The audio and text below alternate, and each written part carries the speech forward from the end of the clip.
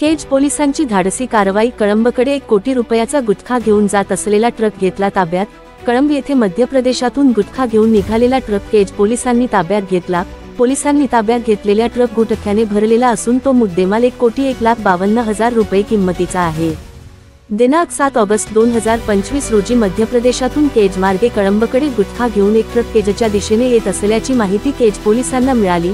माहिती मिळताच पोलीस निरीक्षक स्वप्नील उनवणे यांनी त्यांच्या पथकाला ट्रक क्रमांक D09442 ताब्यात घेण्यासाठी कारवाई करण्याचे आदेश दिले। सहाय्यक पोलीस निरीक्षक संदीप मांजरमे, पोलीस उपनिरीक्षक Umesh Nikam, police constable Shivaji Kagda, head constable Trimbak Sopne, police constable Hanuman Munde, police constable Shamim Pasha, वाहन चालक सहाय्यक पोलीस उपनिरीक्षक शंभूदेव दराडे यांनी कमल पेट्रोलियम पेट्रोल पंपाजवळ पोलीस गाडी आडवी लावून ट्रक थांबवला। हा गुटखा इंदौर येथून ट्रकमध्ये भरून दिला।